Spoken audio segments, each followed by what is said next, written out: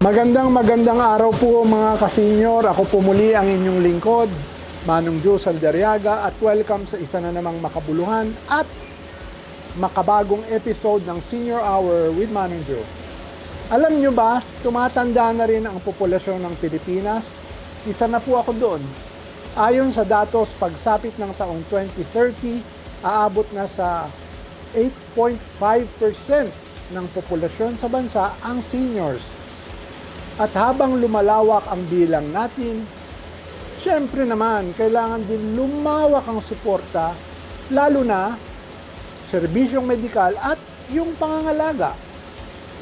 Kaya naman, isang malaking hakbang ang ginawa ng Pasig City sa pamumuno ni Mayor Vico Sotto sa pagbubukas ng Magokoro Elderly Care Facility.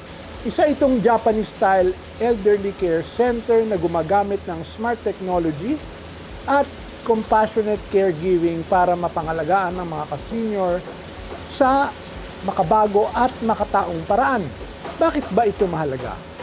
Dahil marami pa rin sa ating mga seniors ang walang access sa sapat na care. Hindi lahat ay kayang manatili sa ospital sa laki ng gastos, siyempre, ng matagal, at hindi rin lahat ay may kasamang kamag-anak sa bahay na maaring mag-alaga 24/7. Ang Magokoro ay isang lugar kung saan ang mga kasenyor na tulad ko ay maaaring gumaling, magpahinga at mabuhay ng may dignidad, respeto at suporta. At upang pag-usapan pa ito ng mas malalim, makakasama natin ngayong umaga ang isa sa mga aktibong taga-suporta ng proyektong ito mula sa Pasig City Council, walang iba kung hindi si Councilor Paul Roman Santiago o Consi Pau. Welcome po, Konsehal Pau Santiago. Maraming salamat for joining. Maraming salamat po, Manong Dito Joe. sa Senior Hour. Una po sa lahat, ano po itong Magokoro Elderly Care Facility? Paano nyo po ito na-conceptualize, particularly ng Pasig City Government? Actually po ito ay partnership po between INFIC, JICA, and also Pasig City. Opo. Madami na rin po tayo. Opo. Si JICA ho kasi mahilig siyang mag-partner, lalo na pag magaganda yung mga concept nila. Magaganda po yung mga binababa at tinuturo nila sa atin. And isa na po doon itong Magokoro. Japanese-style caregiving po to na facility, 200 square meters na nakikita niyo po na may mga iba't ibang kwarto. At the same time, ito po yung parang nagpo-function as daycare. Okay. Apo. Short stay lang po sila. Hindi po sila nag-overnight dito. Short stay lang po. Pero yun po, habang nandito sila, meron silang, as nakikita niyo po sa background, may iba't iba silang activities. So, para po gumagana ang kanilang isipan, ang kanilang sensory, gumagana pa, may interaction po. Kaya po, step by step, bumubuti po ang kanilang kalagayan. Alam niyo po, Manong Joe, makwento ko lang din po, no? Tayo po rin ngayon sa Pasig ay pinapag-aralan din po natin yung mga anti-dementia care natin para sa ating mga senior. Minsan ho yun yung nakakalimutan eh. Napapafocus po tayo sa high blood, napapafocus po tayo sa diabetes, nakakalimutan ho yung dementia. So, isa po to sa magandang step na ginagawa po natin. And makwento ko na rin po, pag sinabi niyo po kasing Japanese style of caregiving, hindi po siya yung normal caregiver style. So may walang administration of medicine. Ito po ay directly na ganyan lang po, assist lang po tayo. Inaalalayan lang po natin sila. At dahil din po dito, natututo po silang gumalaw independently. Na napakalaking bagay. Napakalaking bagay po. Actually, pagka ako nakikita nilang nakakakilos sila mag-isa, bumabalik po ang kanilang dignidad. At the same time, ang respect po natin bilang nakababata po sa kanila ay nabubuo din po kasi nakikita natin, may kasabihan po kami dito, Manong Joe, ang senior citizen po sa Pasig ay hindi uugod-ugod kung hindi kalugod-lugod. Ano pa ang serbisyo yung ino-offer nyo dito sa Magokoro para sa mga senior citizens ng Pasig? At nabanggit mo na rin paano ito nakakatulong sa kanilang physical at emotional well-being. Any plans of expanding this further in the future? Well, yes. So again, katulad nga po nung nasabi ko po sa inyo, una lang po to. Actually, una po to sa Pilipinas. No, itong Magokoro. And step by step, inaaral po natin. Ngayon po ay meron tayong 8 na staff na nag-aalaga po sa ating senior citizen. Regarding sa expansion, habang inaaral po natin, yes, we want this to expand soon. We wanted also to develop our own senior center. Ang isa po sa parang binivisualize din po natin, not every barangay, kasi may mga barangay na wala na talagang space, no? We want to cluster siguro po clustering ng mga senior centers na parang ganito po, para may iwan at hindi naman nag-iisa sa bahay. Sila po ay may kasama nila, kapwa senior nila.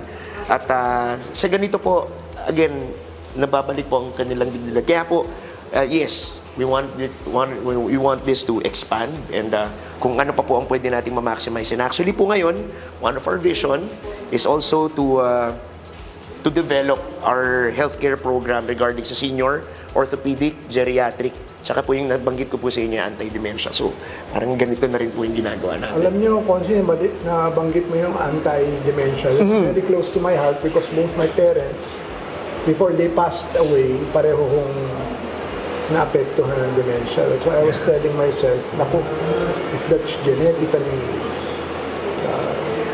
namamana ng mga anak, is telling my siblings, we better watch out for it. So, yung awareness Ito niya, naman po. kailangan po mga ka-senior, aware tayo ha. Sabi nga ho ni Consi, that's a very important aspect of our health that we need to understand. Because marami po sa mga ka-senior natin talagang na-afflict ng dementia. But there is a way to Correct. delay it, not necessarily to prevent it, but to live with it and help families also equip themselves to live with it. Paano ho ba gumagamit ng smart technology itong facility niyo? Ano po ang ibig sabihin nito? Yes. Kung mapapansin niyo po, Manong Joe, sa ibang healthcare, may mga monitors, may mga CCTVs. Ang Japanese, alam niyo naman po, very private. Yes. Very private sila eh. So, paano po ang technology natin dito? Meron po tayong 3 klaseng technology na nakalagay sa isang kwarto. Meron po tayong room sensor. So, dun po sa room sensor na yun, nakikita po natin yung movement or nakikita natin pag nakatayo or may active na gumagalaw sa loob ng kwarto. Mag-a-alarm po yan. Nasa app po nila, nasa phone po nila naka-attach yung kanilang application dun sa sensor. Number 2 is the bed sensor. Yung bed sensor po natin ay may BPM, may heart rate sensor. At the same time, yun po, pati yung activity din niya habang siya po yung nasa kama, ay nadedetect din po natin.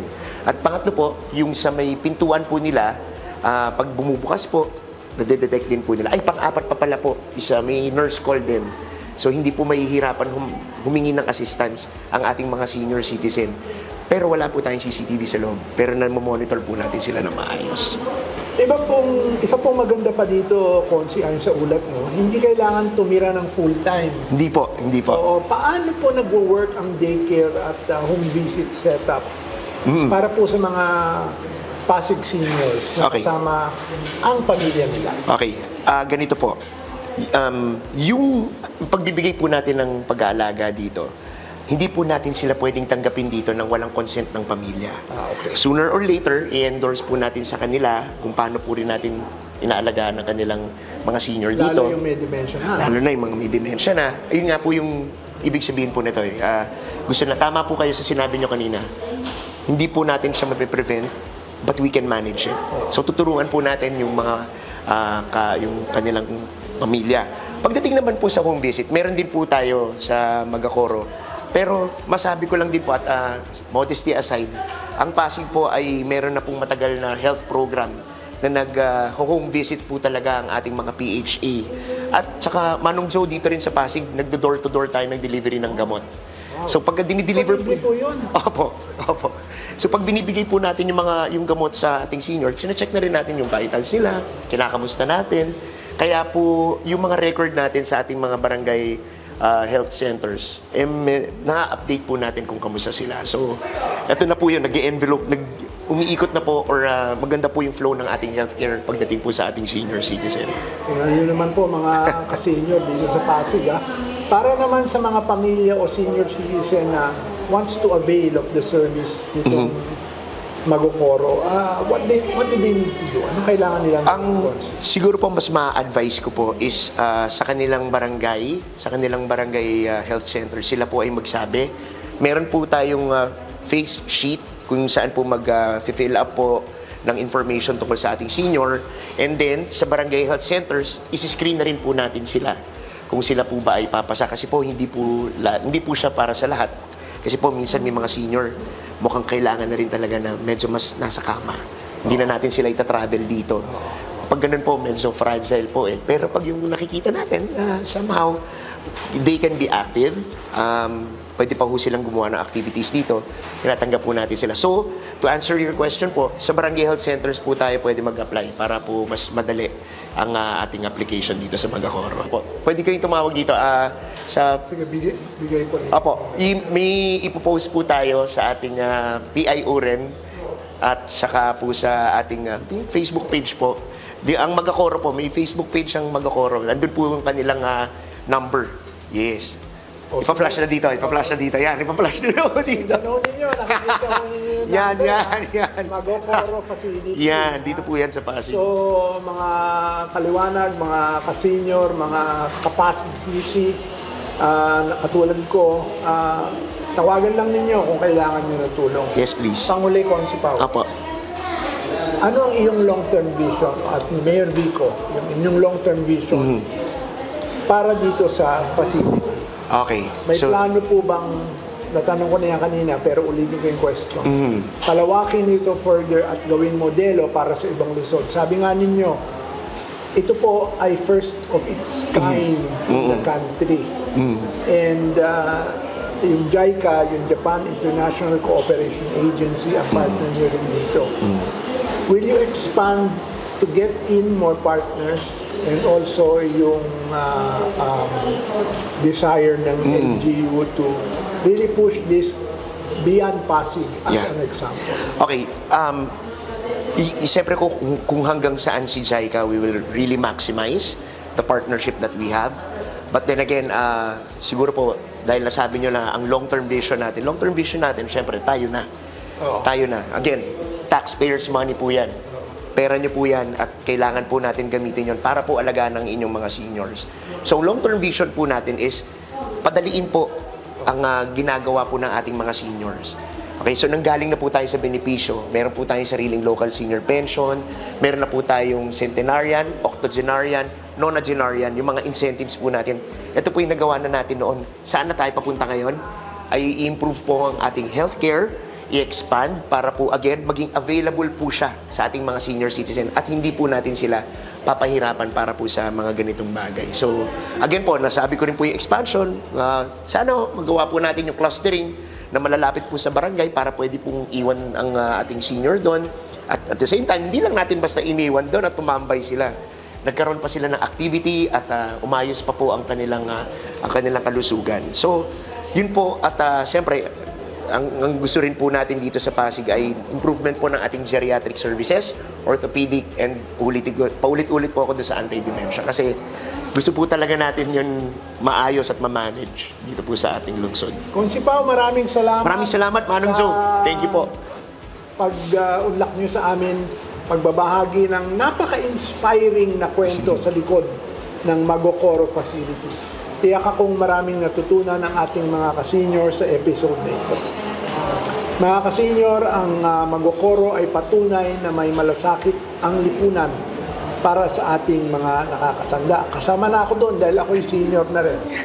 Sa panahon ngayon na marami pa ring senior citizen ang nangangailangan ng tulong, ang ganitong proyekto ay nagbibigay pag-asa sa atin lahat. Sana'y hindi ito ang huli kundi simula ng mas marami pang ganitong inisyatibo sa buong bansa.